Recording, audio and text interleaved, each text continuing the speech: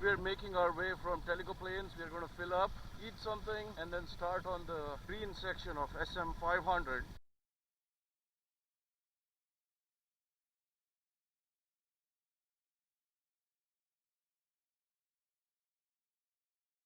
We are taking Tennessee 39 West. Lovely open fields, bright sunny day. It's about 60-65 degrees. It's a little muggier than it was in Robbinsville for some reason. We didn't quite expect as much humidity at altitude. It is what it is. In general, great riding weather one more day, and today we expect to kind of go down the whole green section. I've heard the most challenge for the day really today is the Wit Road water crossing. Everybody is a little nervous about it, so let's see. We're now getting onto National Forest Road 297. Had a little bit of a scare earlier where I turned into a house. There were a ton of dogs out there. I had to scoot my way out of there. Here's our first quote-unquote forest service and off-road after leaving Teleco Plains.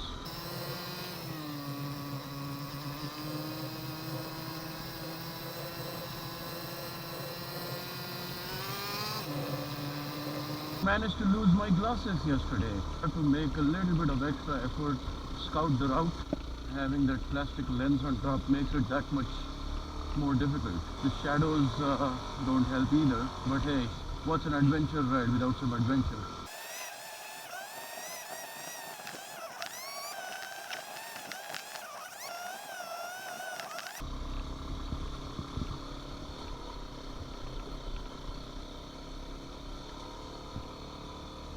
I had to take a little bit of gap for hair friends, to catch up. They're caught up and they've gone ahead a little bit.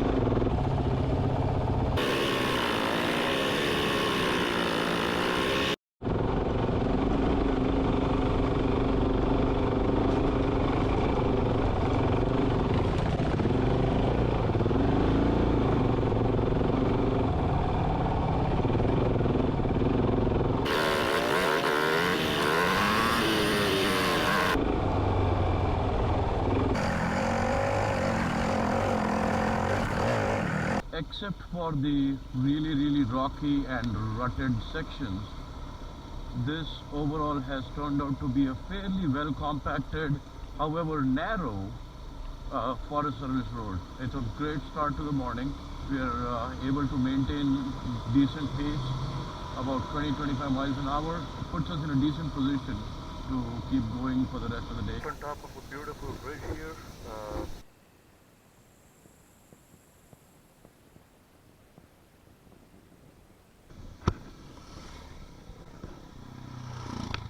Here we are coming up on the end of one of the Forest Service roads. We'll ride tarmac for a little bit, like we're on top of Star Mountain. All along we were riding the Star Mountain Road, so the crew has gathered up and we'll get going one more time. Coming up on another waypoint, which is Reliance Bait and Tackle. I suspect that after a little bit more tarmac over here, we will end up getting into some gravel roads. We are riding next to the Hiawassee River. A popular place for cubing and similar water activities. Like I mentioned, rafting, kayaking, paddle boating. In a minute here we'll cross over the Hiawassee River. Might pick up some gas at the Texaco if it's actually still open. We're heading towards Lost Creek Campground. We came a little bit 30 west and then took this road for Lost Creek Campground. This is again a compacted gravel road. We are entering Cherokee Wildlife Management Area. This is yet another compacted Forest Service road, beautiful tree canopy pretty much all throughout, and a river or a stream in the valley to the left of me. We're coming up here on Lost Creek campground in the Cherokee National Forest, and the creek right next to us is a surprise called Lost Creek. We're heading towards Turtle Town. This is one nasty turn.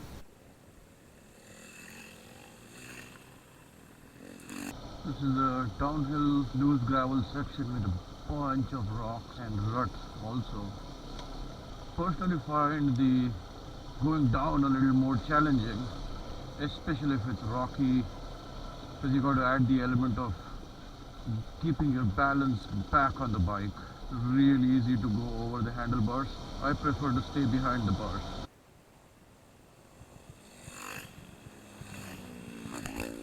Here's yet another rocky, rutted section.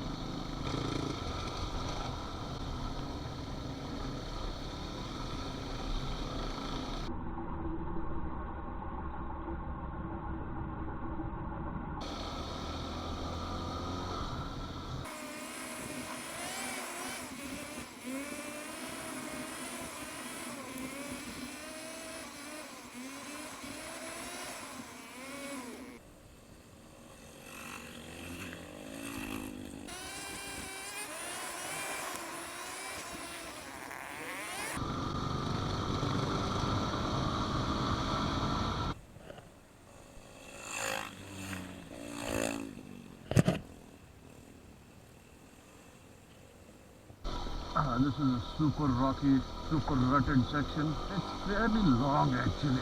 About as long as what we had on the first day getting into Robbinsville. It was fantastic, man. Fantastic. Great road. Awesome. Love it. It was good. It was bumpy and a tough section. It was good.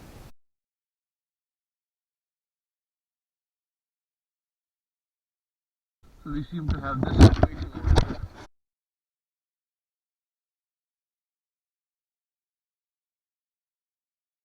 There may be a route through here, but it's good trails.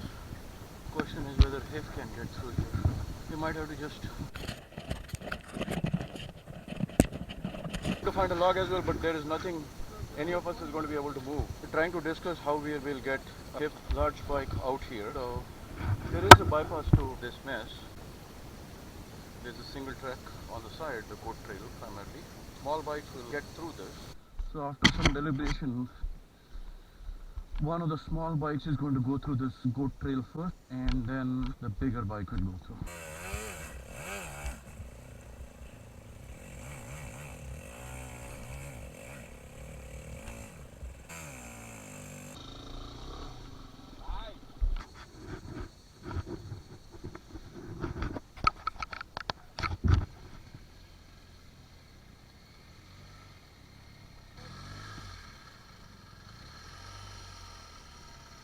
Yeah, go. Clear, Go, boss. Clear. go. You're clear. There you go. Woo! You're a man. You made it look easy, dude. Shino is trying to make his now.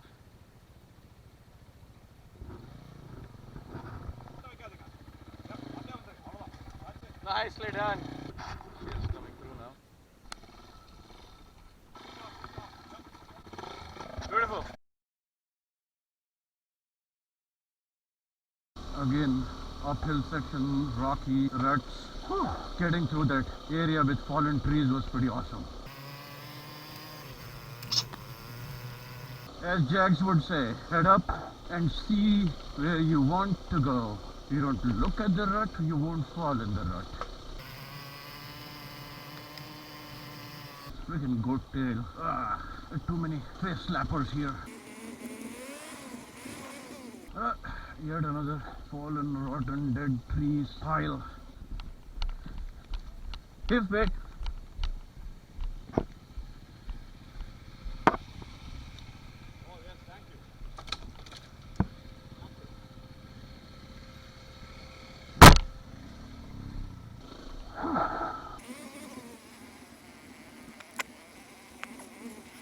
It's a deepish rut.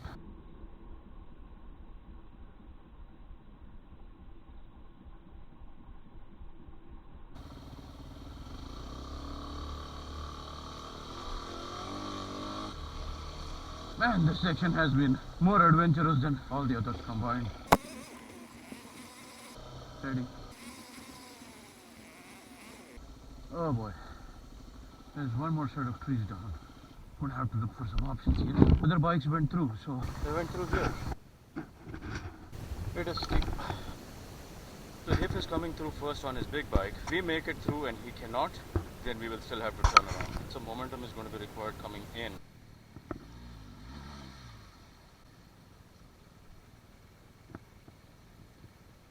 So the big bike won't go through here. So we are backing the bike out. 2, 3. 1, 2, 3. Come on. 1, 2, 3. Come on. Don't stop. You got it. Awesome. It calls for a well-deserved break.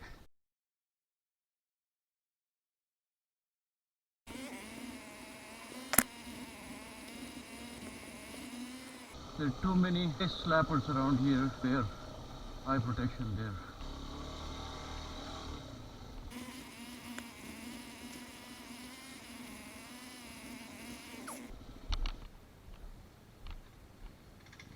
I was afraid it was going to get caught in the bag, and that's what it did. That's why.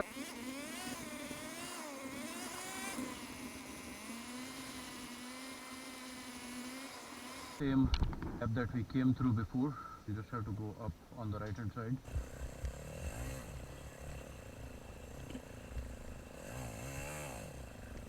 He has made his way up.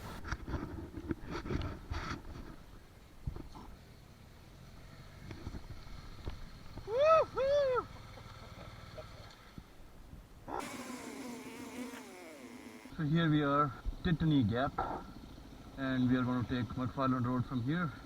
We have just officially entered the Cohuta Wilderness Management Area. The trails here now are a little wider, seem passable for cars, which is luxurious, as compared to the Tumbling Creek Road. The gravel on this particular road seems super loose. So while it is a little faster going, it's a lot of discoing. The rear end of the bike is going all over the place.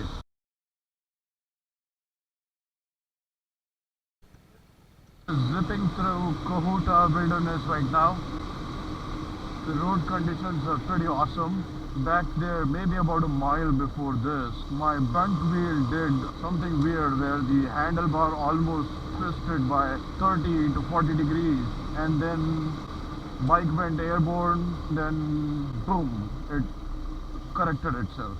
I almost thought that I lost it and was going to end up with a handlebar or a mirror in my chest, but the gyroscope saved itself.